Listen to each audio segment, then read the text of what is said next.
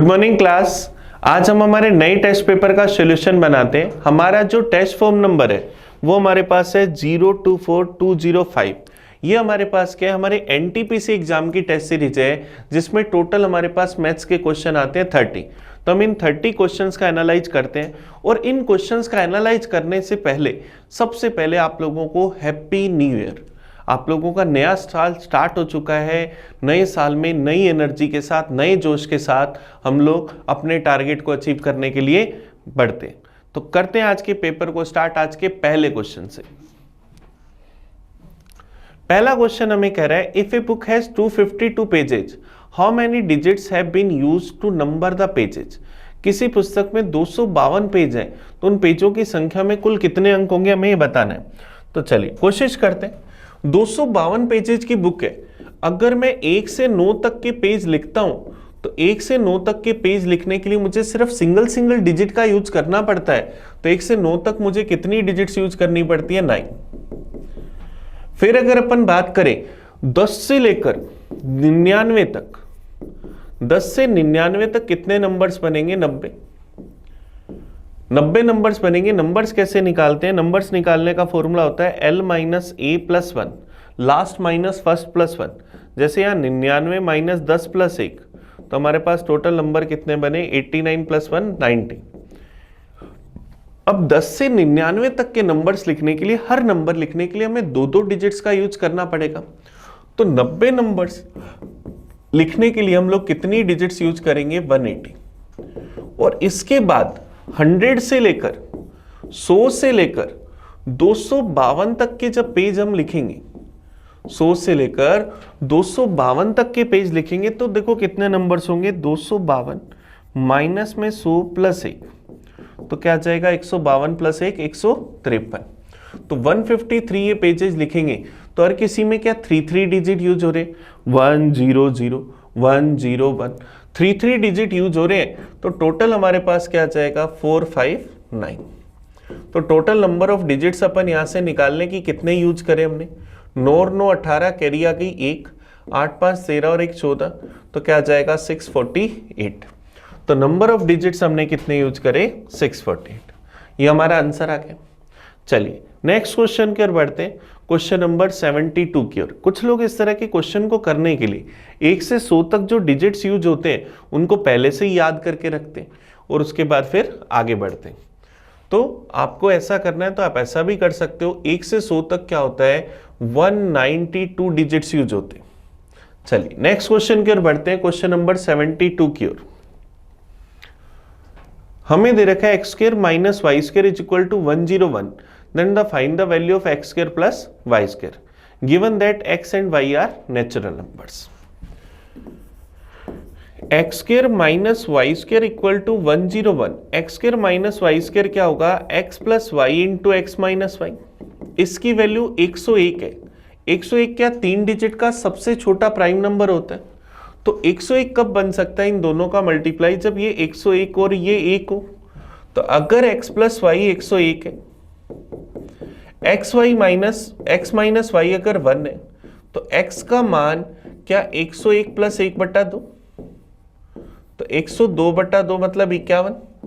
y का मान 101 minus 1/2 50। तो x का मान 51 और y का मान 50। हमें क्या फाइंड करना है? X square plus y square. तो हमें क्या फाइंड करना है? 51 का स्क्वायर प्लस 50 का स्क्वायर। 50 का स्क्वायर होता है 2500, 51 का स्क्वायर होगा 2601, तो टोटल हमारे पास क्या आ जाएगा? 5101। तो x square plus y square की वैल्यू क्या आ जाएगी? 5101, 5101। ये हमारा आंसर आ गया। चलिए नेक्स्ट क्वेश्चन की ओर बढ़ते हैं। क्वेश्चन नंबर 73 की ओर। The difference of two numbers of 2 digit each is 42 while the sum of these two number is 102, what is the larger number? दो अंकों की दो संख्या हमने मान ली a और b। a और b दोनों का टोटल हम लोगों को दे रखा है 102। a और b का डिफरेंस हम लोगों को दे रखा है 42। तो हमें बड़ी संख्या बतानी है कि क्या होगी। तो a की वैल्यू निकालनी है तो a की वैल्यू क्या होगी? दोनों के टोटल का आधा। तो ए की वैल्यू दोनों के टोटल का आधा, तो 144/2, तो आंसर क्या आ जाएगा 72। तो हमारा आंसर क्या आ जाएगा, बड़ी संख्या 72। चलिए नेक्स्ट क्वेश्चन की ओर बढ़ते हैं, क्वेश्चन नंबर 74 की ओर। दिवेश ने अपनी संपत्ति का 1/4वां भाग और सुबोध ने अपनी संपत्ति का 1/6 भाग के बराबर है। पूरी संपत्ति अगर 6 लाख रुपए की है तो दोनों की मनी का डिफरेंस बताना है कि क्या होगा। हमें पता है दिवेश की प्रॉपर्टी का 1/4 पार्ट इक्वल है हमारे पास सुबोध की प्रॉपर्टी के 1/6 पार्ट के। तो डी का दिवेश के लिए हम लोगों ने मान लिया कि प्रॉपर्टी डी थी, सुबोध के लिए हमने प्रॉपर्टी मान ली एस थी। तो डी का 1/4 भाग एस के 1/6 भाग के बराबर। तो यहां से डी और एस का अगर रेशियो निकालें तो 4:6 या 2:3। तो डी और एस का रेशियो 2:3 आया। अब इनकी टोटल संपत्ति हमें 6 लाख दे रखी है और दोनों का डिफरेंस हम लोगों को बताना है कि क्या होगा। तो देखिए इन दोनों का डिफरेंस निकालना है, टोटल है 6 लाख, रेशियो का टोटल 5, दोनों का डिफरेंस कितना है 1 का। तो 1 की वैल्यू 6 लाख बटा 5 क्या जाएगा 1,20,000। तो दोनों की मनी का डिफरेंस 1,20,000 रुपए। आंसर क्या जाएगा ऑप्शन सी। चलिए नेक्स्ट क्वेश्चन की ओर बढ़ सकते हैं 75 की ओर। Present age of mister X is double of his daughter age. If the present age of his daughter is 20 years, how many years earlier the age of Mr. X was thrice of his daughter age? हम लोगों को कह रहा है कि mister x की जो आयु है अपनी पुत्री की आयु से 2 गुना है। हमारे पास एक मिस्टर एक्स है और एक इनकी बेटी है। मिस्टर एक्स की एज अपनी बेटी की आयु की 2 गुना है और आज की डेट में पुत्री की वर्तमान आयु 20 साल है। अगर आज की डेट में बेटी अगर 20 साल की है तो मिस्टर एक्स जो उनके पिताजी हैं वो कितने साल के होंगे 40 साल के, क्योंकि हमें कह रखा है मिस्टर एक्स की एज अपनी पुत्री की एज से 2 गुना है, इसका मतलब वो 40 साल के। हमें बताना है कितने साल पहले उनकी एज अपनी पुत्री की एज की क्या थी 3 गुना। कितने साल पहले, मान लिया कि x साल पहले या a साल पहले, x दे रखा है हम स्मॉल x मान लेते हैं, स्मॉल x ईयर पहले हम इनका रेशियो 3:1 कर सकते हैं। तो पहला तरीका तो ये 40 साल के थे, x साल पहले x साल छोटे, बेटी 20 साल की है, x साल पहले x साल छोटी थी, तब इनकी एज का रेशियो क्या था 3:1। तो अगर हम इसको क्रॉस मल्टीप्लाई करें तो 40 - x बराबर 60 - 3x, इसको इधर ले आएंगे तो 2x बराबर 20, तो x का मान 10। इसका मतलब कितने साल पहले 10 साल पहले। 10 साल पहले इनकी एज अपनी पुत्री की एज की 3 गुना थी।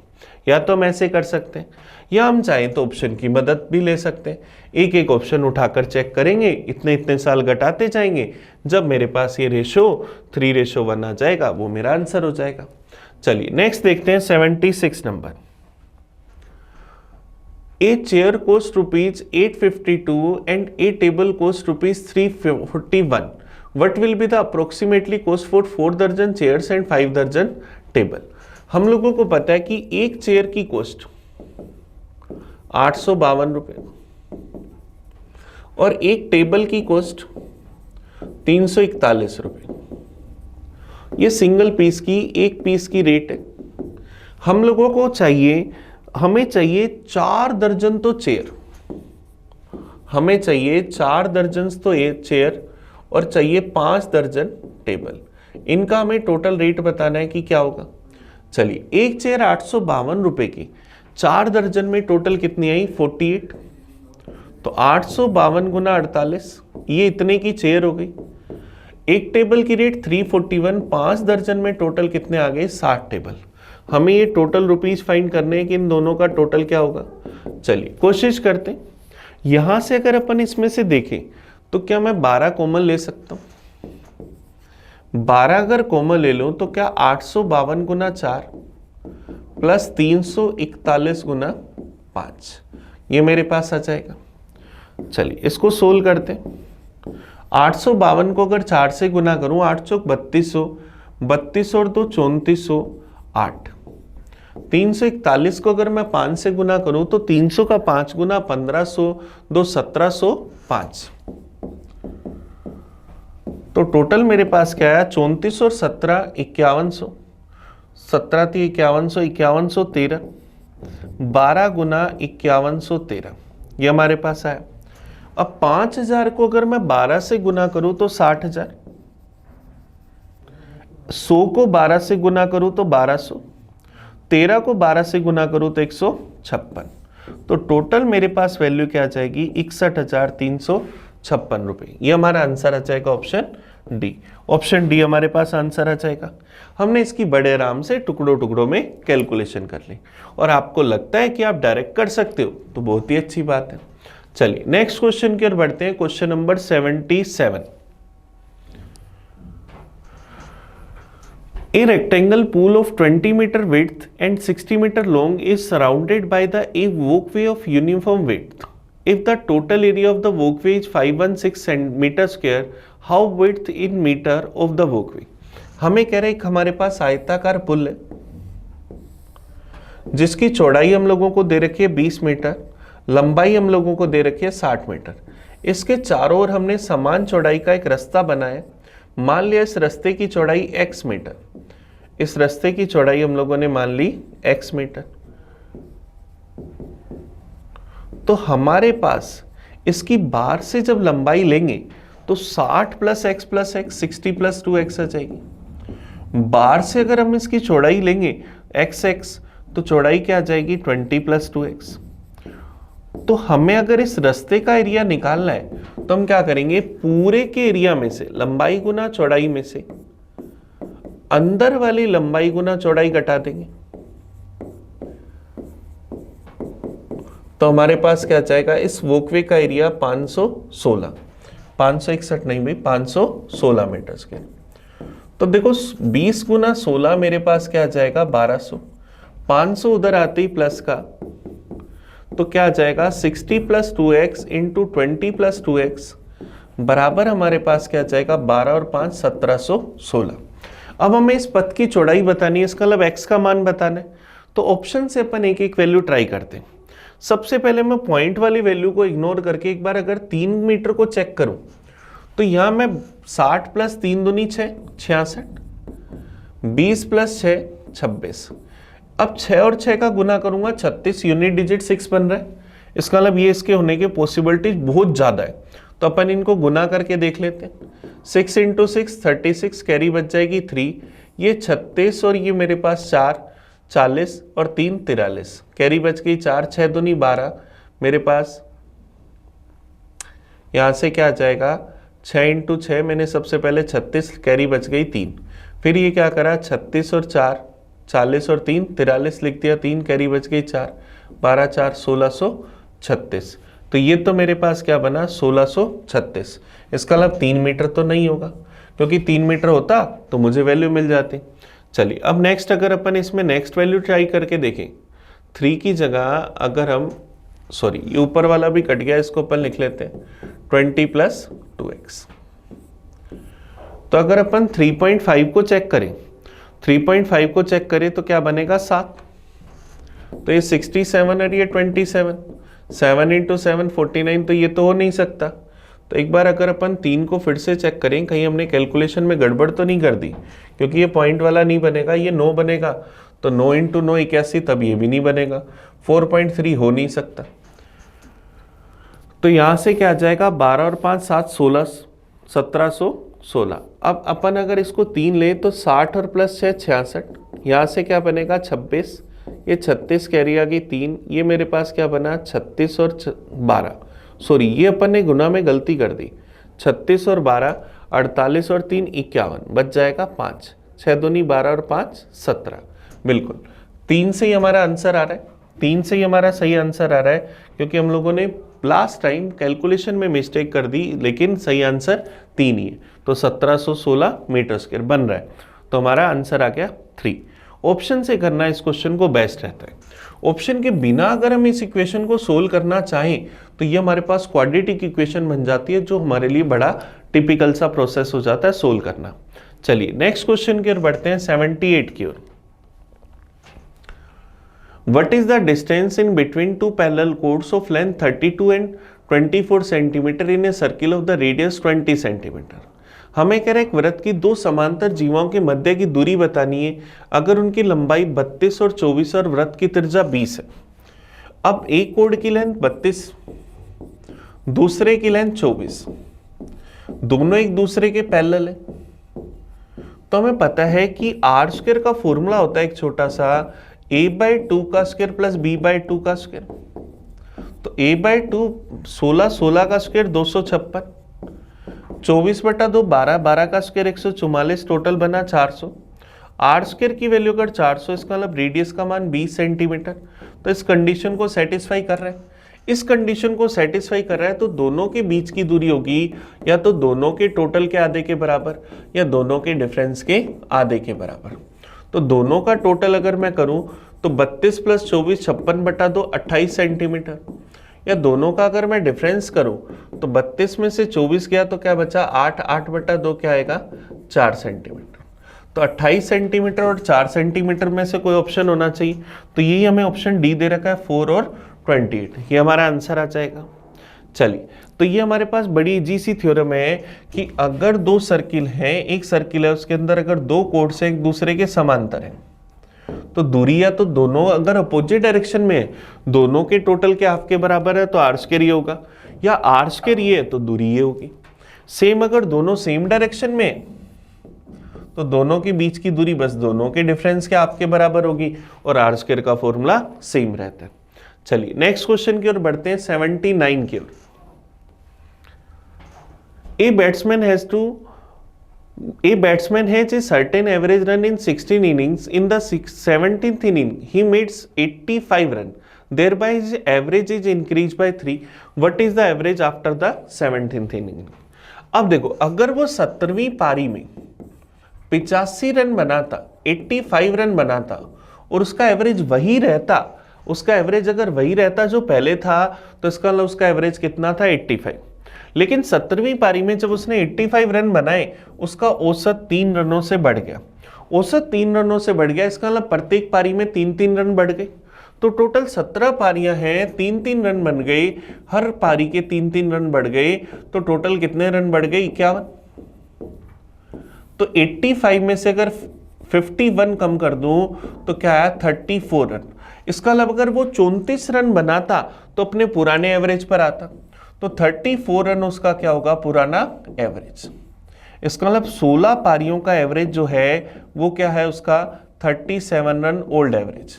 लेकिन हमें 17वीं पारी के बाद एवरेज बताना है, तब एवरेज 3 रन से बढ़ गया, तो 17वीं पारी के बाद एवरेज क्या हुआ 37 रन, 3 से बढ़ा दिया ये नया एवरेज, तो हमारा आंसर क्या जाएगा 37। ये हमारा आंसर आ गया। चलिए, ये हमारे पास एवरेज का क्वेश्चन था, हम चाहते तो इसको पूरा बेसिक से भी कर सकते थे, पर एग्जाम में टाइम कम होता है इसलिए हम लोग डायरेक्ट तरीके सीखते हैं। नेक्स्ट क्वेश्चन पर आते हैं 80 पर। A sum of money put out on compound interest amounted in 1 year to 4050 and 3 year 4723.92. Find the original sum. हमें वो प्रिंसिपल बताना है कि क्या होगा। एक साल बाद हमारी जो अमाउंट है वो हम लोगों को पता है कि कितनी है 4050 रुपए, और 3 साल बाद हमारी जो अमाउंट है CI से वो हम लोगों को दे रखी है 4723 रुपए 92 पैसे। तो हमें यहां से बताना है कि हमारा प्रिंसिपल क्या था। तो सबसे पहले हम यहां से रेट निकालते हैं। रेट का फॉर्मूला होता है अमाउंट 2 अपॉन अमाउंट 1 की पावर 1/Δt -1 × 100। तो यहां से अपन रेट निकालने की कोशिश करते हैं। अमाउंट 2 है 4723.92 अपॉन में 4050, इसकी पावर 1/2 -1 × 100। चलिए इसको यहां से सोल्व करते हैं। ये पॉइंट अगर हटाऊंगा तो 2 0 नीचे। अब अपन इसको सबसे पहले 9 से काट लें, तो 9 से अगर मैं काट लूं तो ये गया 45,000 बार। 9 से अगर इसको काटूं 9 5 45, बच जाएगा 2 22, 9 दूनी 18, बच जाएगा 4 43, 9 चौक 36, बच जाएगा मेरे पास 4 और 3 7 79, फिर चला जाएगा 8 बार, 72 बच जाएगा 7, फिर चला जाएगा 8 बार। अब मैं फिर से अगर इसको काटूं, फिर से अपन इसको 4 से काट लें। 4 से अगर अपन इसको काटें तो गया 1 बार, 1 बार बच गया 10, फिर चला गया 2 बार, 2 फिर चला जाएगा 5 बार। अगर मैं इसको 4 से काटूं तो 1 बच गया 12, 3 बार, फिर 1 बार, फिर चला गया 2 बार। तो मेरे पास अभी आया 13,122 बटा 11,250। फिर अगर अपन इसको देखें 5 7 2 9, 3 2 5 और 4 9, 9 से काट दें। 9 से क्या 1 बार बच जाएगा मेरे पास 2 22, 9 दूनी 18 बच जाएगा 4 45, चला जाएगा 5 बार। 9 से अगर अपन इसको काटें गया 1 बार, मेरे पास बच गया 4 41, 9 चौक 36, 5 52, 9 5 45, 7 72, चला जाएगा 8 बार।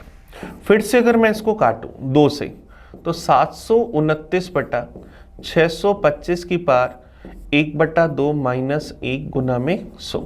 तो फाइनली जाकर हमारे पास ये एक स्क्वायर वाली टर्म बनी। तो रेट हमारे पास यहां से क्या आ जाएगी 27/25 माइनस 1 गुना 100। तो क्या आ जाएगा 2/25 गुना 100, तो क्या आ जाएगा 8%। तो रेट क्या आई 8%। फाइनली हमें रेट 8% मिल गई। तो प्रिंसिपल निकालना बड़ा इजी है।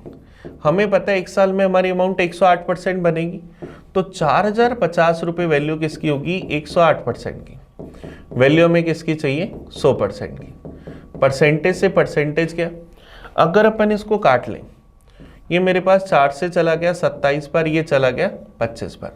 27 से अगर इसको काटूं, 27 से गया 1 बार बच जाएगा 13,135, चला गया 5 बार, 150 गुना 25। तो 150 को अगर 25 से गुना करें तो क्या आ जाएगा 1500, 3000 और 750, 3750 रुपये। तो आपका प्रिंसिपल क्या आ गया 3750। ये हमारा आंसर आ गया।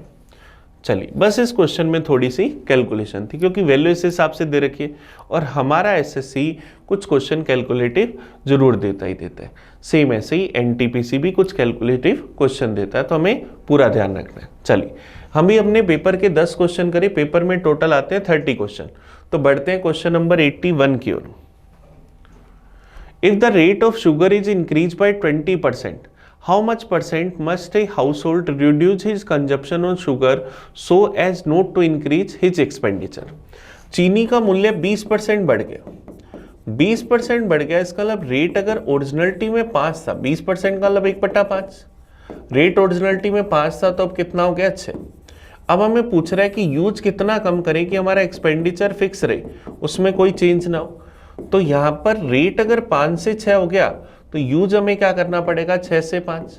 यूज 6 से 5 करेंगे तो कितना कम करेंगे 1, किससे 6 से, परसेंटेज में चाहिए इंटू करा 100% से। 1/6 की वैल्यू 16 से ही 2/3%। तो हमें हमारा यूज 16 से ही 2/3% या 16.67% कम करना पड़ेगा। ये हमारा आंसर आ गया। चलिए नेक्स्ट क्वेश्चन देखते हैं 82 number. If x square is added to x, the sum is 42. Which of the following could be the value of x? अगर x स्क्वायर में x जोड़ते हैं तो वैल्यू हमें क्या मिलती है 42। हमें x का मान बताना है कि इनमें से क्या हो सकता है। अब देखो प्लस माइनस 7, प्लस का अगर मैं 7 रख कर देखूं तो 7 का स्क्वायर 49 प्लस 7 42 नहीं बनेगा। माइनस का 6 रख कर देखूं, 6 का स्क्वायर 36 माइनस 6, तो ये तो 36 से भी 6 कम हो गया 30, तो ये भी नहीं बनेगा। प्लस का 7 हमने रखकर देख ही लिया। अगर माइनस का 7 रखूं तो माइनस के 7 का स्क्वायर 49, माइनस के अंदर 7, 49 में से 7 गया तो क्या आया 42। तो हमारा आंसर क्या आ जाएगा माइनस का 7। एक्स का मान क्या हो सकता है माइनस का 7। प्लस का 7 रखते ही तो वैल्यू बढ़ रही है, इसलिए माइनस का 7 आंसर आ गया। नेक्स्ट देखते हैं 83 number. Sum of 3 prime numbers is 146 and the difference of 2 prime number is 59, then find out the largest prime number। 3 prime numbers का सम हमें 146 दे रखा है। तो देखिए 146 दे रखा है, इसका मतलब एक प्राइम नंबर पक्की बात है इवन है, क्योंकि तीनों नंबर्स का सम इवन बन रहा है। तो इवन तभी आ सकता है जब एक नंबर इवन और दो ओड हो, और सिंगल एक इकलौता ऐसा इवन प्राइम नंबर है जो इवन भी है और प्राइम भी है, वो कौन है 2। तो 2 बचे हुए का टोटल कितना आ जाएगा 144। अब दो प्राइम नंबर्स का सम 44 है, लेकिन दो का अंतर, किन्हीं भी दो का डिफरेंस हमें दे रखा है 59। अब आप बात पर ध्यान दीजिएगा कि डिफरेंस ओड आ रहा है।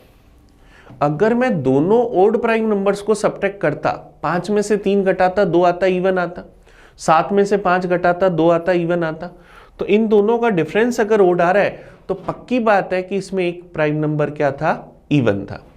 तभी तो जैसे 5 में से 2 घटाऊं तो 3 आएगा, तो इवन नंबर घटाऊंगा, मतलब इसमें से एक प्राइम नंबर क्या था, 2 घटाया तो क्या है 59, तो एक की वैल्यू क्या आई 59 प्लस 2 61।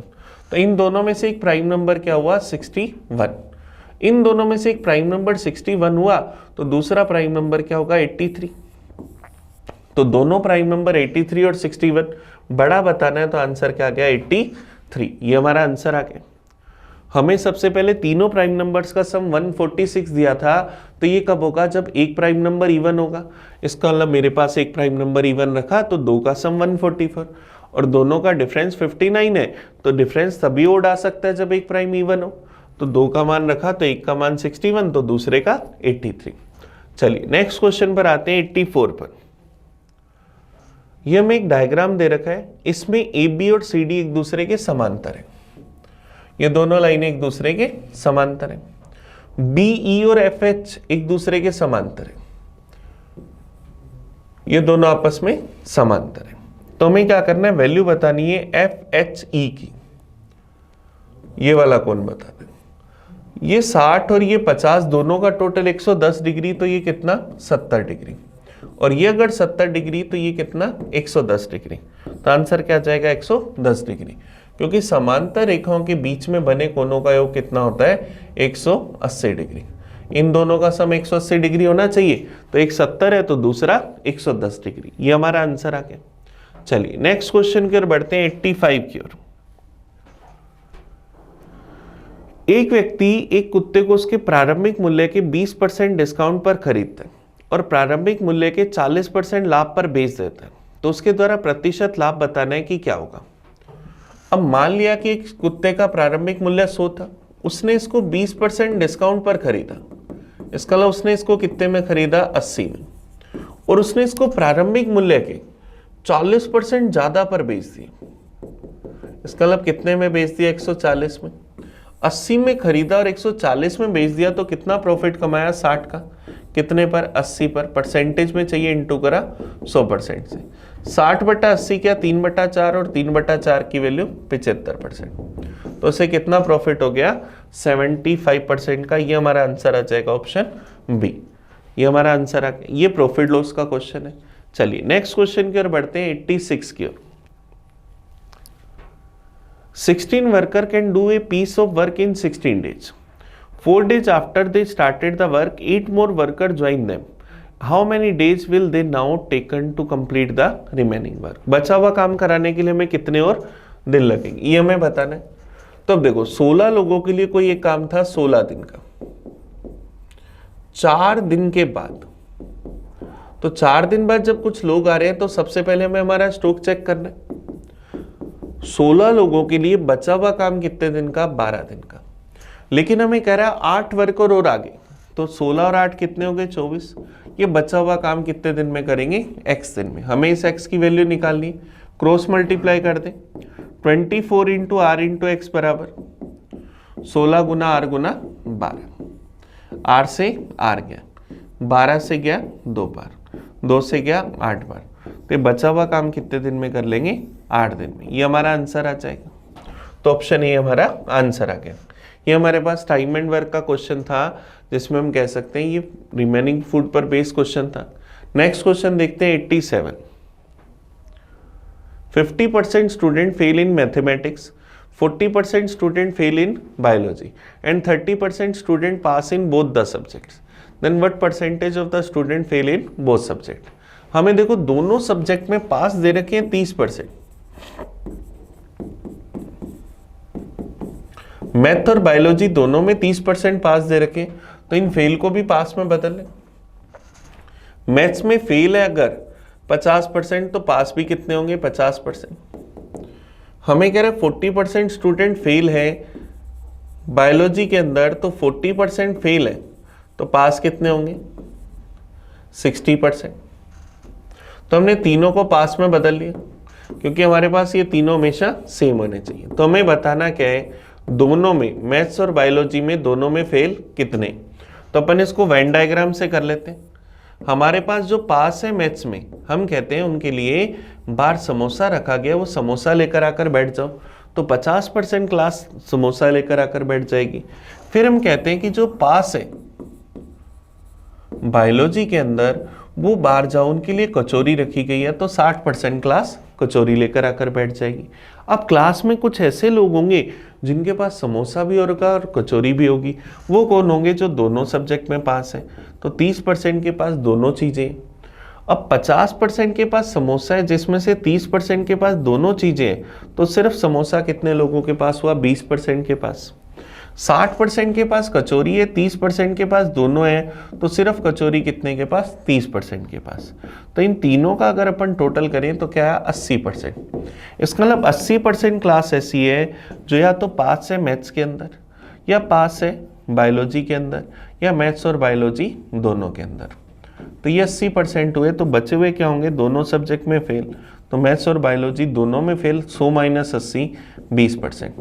तो दोनों में फेल होने वाले स्टूडेंट कितने हो गए? 20%। हमारा आंसर क्या जाएगा? Option C. चलिए नेक्स्ट क्वेश्चन की ओर बढ़ते हैं, 88 की ओर। चीनी के 4% सांद्रता वाले 6 लीटर घोल में से 1 लीटर पानी वाष्पीकृत हो गया, तो बचे हुए घोल में चीनी का परसेंटेज बताना है कि क्या होगा। अब हमारे पास सॉल्यूशन है शुगर और वाटर का, इसमें से हम पानी को वेपोराइज कर रहे हैं, तो फिक्स क्या रहेगा? शुगर। तो हम क्या लिखेंगे? हमारा जो फॉर्मूला बनेगा, हमने जब इस शुगर को फिक्स रखा तो हमारा फॉर्मूला क्या बनेगा? ओल्ड सॉल्यूशन इनटू के अंदर शुगर का ओल्ड परसेंटेज बराबर न्यू सॉल्यूशन इनटू के अंदर शुगर का न्यू परसेंटेज। ऐसा हम लिख सकते हैं। अब पुराना सॉल्यूशन हमें पता है 6 लीटर का पुराना सॉल्यूशन है, इसमें शुगर कितनी है? 4%। नया सॉल्यूशन, जब हम 1 लीटर पानी को वेपोराइज कर देते हैं तो हमारे पास पानी, नया सॉल्यूशन कितना बचा? 5 लीटर। चीनी का नया परसेंटेज मान लिया x%।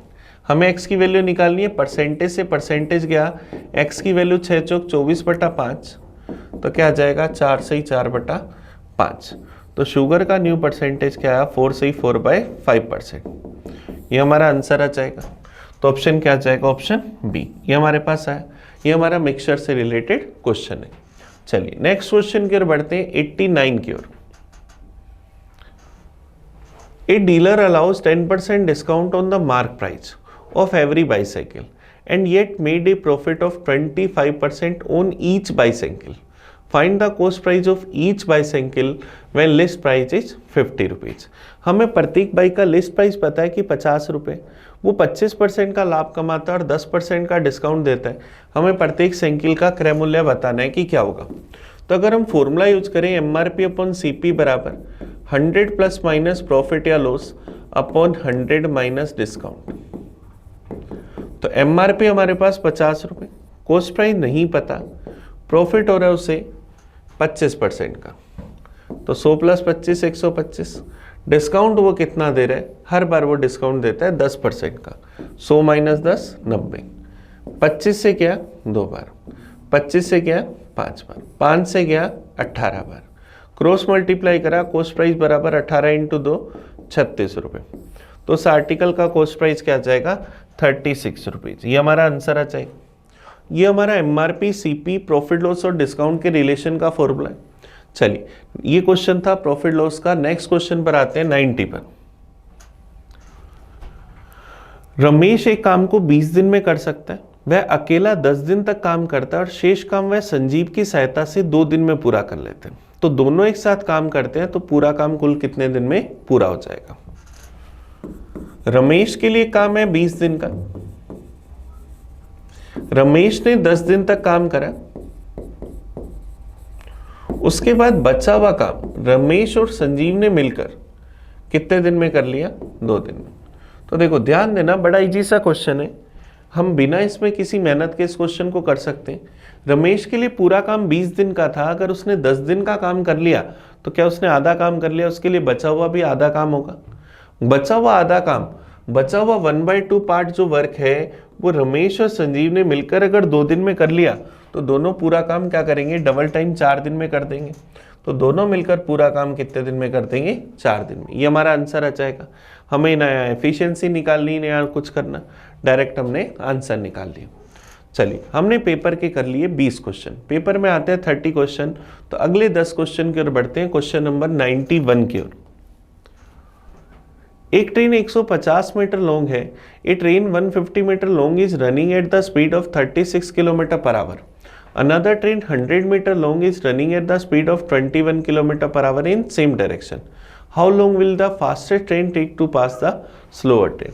एक दूसरे को क्रॉस करने में कितना टाइम लेगी हमें ये बताना है। टाइम क्या होता है? Relative distance upon relative speed. Relative distance दोनों की लेंथ का टोटल, एक की लेंथ है 150 मीटर, दूसरे की लेंथ है 100 मीटर। रिलेटिव स्पीड दोनों सेम डायरेक्शन में जा रहे हैं तो दोनों की स्पीड का डिफरेंस, एक की स्पीड है 36, दूसरे की स्पीड 21, दोनों का डिफरेंस क्या आया? 15। ये किलोमीटर पर आवर में आया, मीटर पर सेकंड में बदलने के लिए 5/18 ये हमारे पास आ जाएगा। तो टाइम क्या आएगा? 250 बटा में 15 गुना 5/18, 5 से गया 50 बार, 5 से गया 3 बार, 5 से गया 10 बार, 3 से गया 6 बार, 6 × 10 60 सेकेंड। तो ये एक दूसरे को सेम डायरेक्शन में कितने समय में क्रॉस कर लेंगे? 60 सेकेंड में। हमारा आंसर क्या जाएगा? Option B. ऑप्शन बी इसका सही आंसर आ गया। नेक्स्ट क्वेश्चन देखते हैं 92 number. A boat takes 6 hours to go from A to B downstream and from B to A upstream. What is the speed of boat in still water if the distance between A and B is 5 km and the speed of current is 2 km per hour? हमें पता है एक boat को आने और जाने में total time लगता है 5 घंटे। टाइम होता है डिस्टेंस अपॉन स्पीड। दूरी हमें दे रखी है 5 किलोमीटर। एक बार वो जाएगा अगेंस्ट द करंट, तब उसकी स्पीड क्या होगी? x-2। एक बार वो जाएगा विद द करंट, तब उसकी स्पीड क्या होगी? x+2। टोटल टाइम कितना लगा? 5 घंटे। तो हमें क्या करना है? धारा की चाल बतानी है कि क्या होगी, सॉरी धारा की चाल दे रखी है, हमें क्या करना है? नाव की चाल बतानी है कि क्या होगी। चलिए, हम x का मान निकालने की कोशिश करते हैं कि क्या होगा। अब देखो 2y की वैल्यू है तो 2 से छोटा तो होगा नहीं। चलो इससे बड़े ऑप्शन चेक करते हैं। 5 को अगर चेक करूं तो 5 में से 2 गया 3, तो 5/3 प्लस 5 में 2 जोड़ा 7। क्या कभी भी ये 5 के बराबर आएगा? नहीं, इसका मतलब 5 नहीं हो सकती। फिर नेक्स्ट ऑप्शन चेक करा 6, 6 में से 2 गया 5/4, 6 में 2 जोड़ा 8, इसका एलसीएम क्या गया? 8।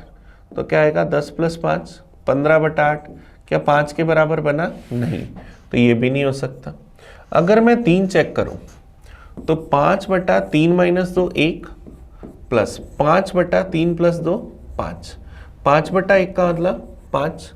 अच्छा, आने जाने में उसे कुल 6 घंटे लगते हैं, हमने 5 घंटे गलत लिख रखा है। टोटल टाइम क्या दे रखा है? 6 घंटे। तो 5/1 5, 5/5 1, तो टोटल कितना आ गया? 6 घंटे। तो हमें 6 घंटे का टाइम लग रहा है, ये हम लोगों को दे रखा है। तो ये हमारा आंसर आ जाएगा 3, क्योंकि 3 इसको सेटिस्फाई कर रहे हैं। अगर हम इस तरह से सेटिस्फाई नहीं करा पाते तो हमारे लिए बड़ी मुश्किल हो जाती, क्योंकि हम फिर इसको क्वाड्रेटिक इक्वेशन बना के सोल्व करते। उससे अच्छा ऑप्शन से चेक करना बेस्ट रहता है। चलिए, ये टोटल टाइम था 6 घंटे। ये स्पेशली ध्यान रखना, यहाँ से भी ये 6 नहीं बन रहा और यहाँ से भी ये 6 नहीं बन रहा। तो इसका मतलब आंसर क्या गया? Option C. चलिए नेक्स्ट क्वेश्चन देखते हैं 93। एक आयताकार जमीन के टुकड़े की चौड़ाई उसकी लंबाई की 75% के बराबर है। उस जमीन के टुकड़े का पेरीमीटर 1050 मीटर है, तो हमें उसका एरिया बताना है कि क्या होगा। रेक्टेंगल का पेरीमीटर क्या होता है? 2 × L + B। इसकी वैल्यू हमें दे रखी है 1050 मीटर। फिर हमें कह रहा है इसकी चौड़ाई लंबाई की 75% है। 75% का मतलब 3/4। तो अगर लंबाई 4 है तो चौड़ाई कितनी हो जाएगी? 3। तो मान लिया कि लंबाई 4x है और चौड़ाई 3x है, तो मेरे पास पेरीमीटर क्या होगा, 2 इंटू 4x प्लस 3x बराबर 1050। तो क्या आ जाएगा, 2 इंटू 7x बराबर 1050। तो यहाँ से x की वैल्यू 1050 अपॉन में 2 इंटू 7, तो 7 से गया 150 पर, 2 से गया 75 पर। तो x की वैल्यू 75, तो लंबाई की वैल्यू 75 इंटू 4 300 मीटर। चौड़ाई हमारे पास 75 इंटू 3 225 मीटर। तो हमें क्या करना है, इसका एरिया बताना है। एरिया क्या होगा, लंबाई गुना चौड़ाई। लंबाई है 300, चौड़ाई है 225, तो एरिया क्या आएगा 67500 मीटर स्क्वायर। तो आंसर क्या आ जाएगा, ऑप्शन सी 67500 मीटर स्क्वायर। ये हमारे पास इसका आंसर आ गया। चलिए अब देखो, इसमें इससे मिलते जुलते सारे ऑप्शन है, लेकिन हमें बस स्पेशली जीरो का ध्यान रखना था जो हमने यहाँ पर रखा है। चलिए नेक्स्ट क्वेश्चन देखते हैं, question number 94। The ratio of the area of equilateral triangle DEC to a square ABCD। अब देखिए ध्यान देना, हम लोगों के पास यहां एक स्क्वायर है ABCD और ट्रायंगल का नाम हमें दे रखा है DEC। ये हम लोगों के पास ट्रायंगल है, ये पॉइंट हमें ई दे रखा है, ये समत्रिभुज है और वो स्क्वायर है। तो स्क्वायर की सारी भुजाओं की लंबाई समान, ये समचतुर्भुज इसका मतलब इक्विलेटरल ट्रायंगल, इसकी प्रत्येक भुजा की भी लेंथ है। तो हमें इनका रेशियो बताना है कि क्या होगा। तो ट्रायंगल DEC रेशियो के अंदर स्क्वायर ABCD, इनके एरिया का रेशियो बताना है। ट्रायंगल का एरिया होता है √3/4a², स्क्वायर का एरिया होता है a²। a² से a² कट गया तो √3/4:1 या √3:4। तो ट्रायंगल और स्क्वायर के एरिया का रेशियो √3:4। ये हमारा आंसर आ जाएगा ऑप्शन डी। चलिए नेक्स्ट क्वेश्चन की ओर बढ़े, 95 की ओर। किसी समांतर चतुर्भुज की भुजाओं के मध्य बिंदु को मिलाकर बनने वाली आकृति क्या होगी, line joining the mid points of parallelogram. Parallelogram अगर हमें दे रखा है तो पैरेललोग्राम की खासियत क्या होती है, आमने सामने की भुजाएं समांतर और बराबर होती हैं। इसकी भुजाओं के मध्य बिंदुओं को अगर मैं मिला दूं, इन मिड पॉइंट्स को अगर मैं मिलाकर आकृति बनाऊं, तो मेरे पास जो आकृति बनेगी वो क्या बनेगी, वो खुद एक क्या होगी, समांतर चतुर्भुज पैरेललोग्राम। ये हमारा आंसर आ जाएगा। समांतर चतुर्भुज हमें कैसे पता लगा, क्योंकि समांतर चतुर्भुज के दोनों विकर्ण ना तो बराबर होते हैं ना 90 डिग्री पर काटते हैं। अगर मैं इसके दोनों डायगोनल्स ड्रॉ करूंगा तो वो इसकी दोनों जो भुजाएं उसके बराबर होंगे। तो दोनों भुजाएं बराबर नहीं होती, इसका मतलब इक्वल नहीं है, और ये 90 डिग्री नहीं है तो ये भी नहीं है। इसलिए हमारे पास क्या जाएगा, इसकी आकृति समांतर चतुर्भुज होगी। नेक्स्ट क्वेश्चन देखते हैं 96 number. The radius of a circular wheel is 1.75 meter. The number of the revolution it will make to travel 11 kilometre. एक पहिए की त्रिज्या में दे रखी है 1.75 मीटर, 11 किलोमीटर की दूरी के लिए पहिए को कितने चक्कर लगाने पड़ेंगे। तो अगर अपन एक चक्कर की डिस्टेंस निकालें, एक राउंड की डिस्टेंस अगर निकालें तो वो क्या होगी, 2πr। चलिए इसको सोल्व करते हैं। पाई का मान 22/7, आर की वैल्यू में दे रखी है 1.75 मीटर। तो यहां से पॉइंट अगर हटाया बट्टा में 100, 7 से अगर मैं इसको काटूं, 7 दूनी 14, बच जाएगा मेरे पास 3, 35 चला जाएगा 5 बार, 25 से गया एक बार, ये गया 4 बार, 44/4, मतलब एक चक्कर में कितना चलेगा, 11 मीटर। एक चक्कर में 11 मीटर चलेगा तो नंबर ऑफ चक्कर्स बताने, नंबर ऑफ रोटेशन, तो क्या होगा, डिस्टेंस अपॉन एक चक्कर। डिस्टेंस कितनी, 11 किलोमीटर या 11,000 मीटर। एक चक्कर में चलता है 11 मीटर, तो कितने चक्कर लगेंगे, 1000। तो इस पहिए के कितने चक्कर लगाने पड़ेंगे, 1000 चक्कर लगाएंगे, तब जाकर 11 किलोमीटर की दूरी तय होगी।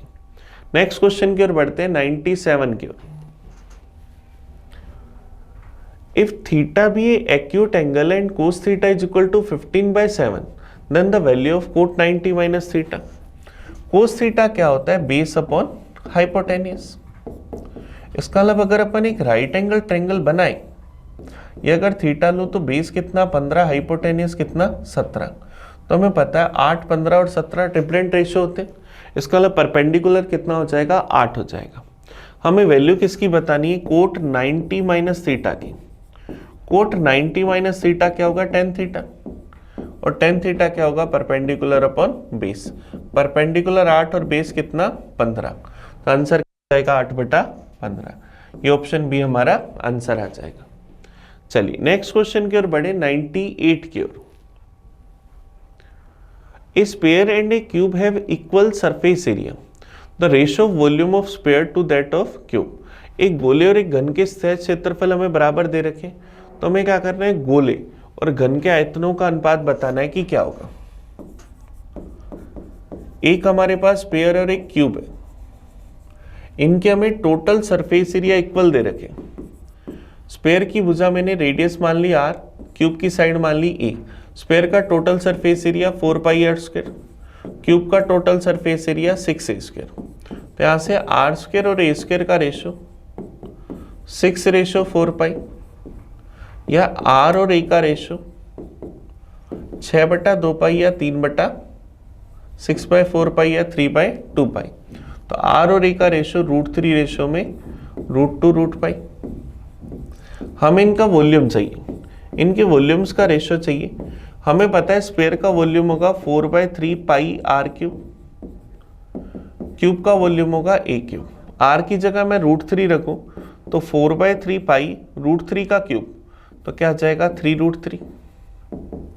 a³ a की जगह अगर मैं √2π रखूं तो उसका क्यूब करूंगा तो क्या आ जाएगा? 2√2, और पाई का क्यूब करूंगा तो π√π। तो क्या हो जाएगा? पाई से पाई गया, 2 से 2 बार गया, 3 से 3 कट गया, तो 2√3 रेशो में √2 रेशो √π इंटू पाई। तो यहां से इस 2 को अगर मैं √2 से काट दूं तो ये √2 इंटू √3 √6 रेशो √π। ये हमारा आंसर आ जाएगा। तो √6 रेशो √π, ये आंसर आ गया ऑप्शन बी। चलिए नेक्स्ट क्वेश्चन की ओर बढ़ते हैं, 99 की ओर। दो वृत्तों के केंद्र पर समान लंबाई के चाप क्रमशः 60 डिग्री और 75 डिग्री का कोण बनाते हैं, तो उन वृत्तों की त्रिज्याओं का अनुपात बताना है कि क्या होगा। हमें कह रहे हैं दो समान लंबाई के चाप at the centre of two circle two arc of equal length subtend angle of 60 degree and 75 degree respectively, the ratio of radius of two circle। अगर हम लेंथ ऑफ आर्क देखें, लेंथ ऑफ आर्क का अगर formula देखें तो हमारे पास क्या होता है? 2πr theta upon 360 degree. तो पहले वाले की रेडियस मान ली r1, दूसरे वाले की रेडियस मान ली r2। तो पहले वाले चाप की लंबाई क्या होगी? 2πr1, एंगल कितना? 60 डिग्री अपॉन में 360 डिग्री। दूसरे वाले चाप की लंबाई 2πr2, एंगल कितना? 75 डिग्री और अपॉन में 360 डिग्री। ऐसा हमें दे रखा है। तो यहाँ से हमें इनकी रेडियस का रेशो बताना है। क्योंकि इनकी लेंथ सेम थी तो हमने दोनों को इक्वल रख दिया। 360 से 360 गया, 2π से 2π गया, 15 से क्या 4 बार, ये गया 5 बार। तो 4 इंटू r1 बराबर 5 इंटू r2। तो यहाँ से r1 r2 का रेशो 5:4। तो दोनों की रेडियस का रेशो 5:4। ये ऑप्शन कौन सा आ गया हमारा? Option B. तो ऑप्शन बी इसका आंसर आ जाएगा। चलिए बढ़ते हैं पेपर के लास्ट क्वेश्चन की ओर, 100 नंबर। 100 नंबर क्वेश्चन देखो हमें क्या कह रहे हैं। The height of a right pyramid whose area of the base is 30 metre square and volume is 500 metre cube. हमें कह रहे हैं एक लंब पिरामिड की ऊंचाई याद करनी है जिसके तल का एरिया 30 मीटर स्क्वायर और आयतन 5000 मीटर क्यूब है। पिरामिड का वॉल्यूम क्या होता है? 1/3 बेस का एरिया इनटू में हाइट। वॉल्यूम हम लोगों को दे रखा है 500 मीटर क्यूब बराबर 1/3 बेस का एरिया। बेस की भुजा हम लोगों को बेस का एरिया दे रखा है 30 मीटर स्क्वायर। हाइट हमें बतानी है। 3 से गया 10 बार, तो h की वैल्यू 500/10 50। तो हाइट क्या आ जाएगी 50 मीटर। ये हमारा आंसर आ जाएगा option A. Option A answer आ जाएगा। सिर्फ और सिर्फ हमें क्या करना है, पिरामिड का वॉल्यूम हमें पता है, बेस का एरिया पता है, हाइट निकालनी है तो फॉर्मूले में वैल्यू रख दी। तो चलिए आज के पूरे 30 क्वेश्चंस का हमने एनालाइज करा। आप इस वीडियो को बड़े अच्छे से देखना। आपको कहीं भी कोई डाउट हो, कोई कंफ्यूजन हो तो मुझे कमेंट करके बताना, ताकि मैं आपको उसका सॉल्यूशन दे सकूं।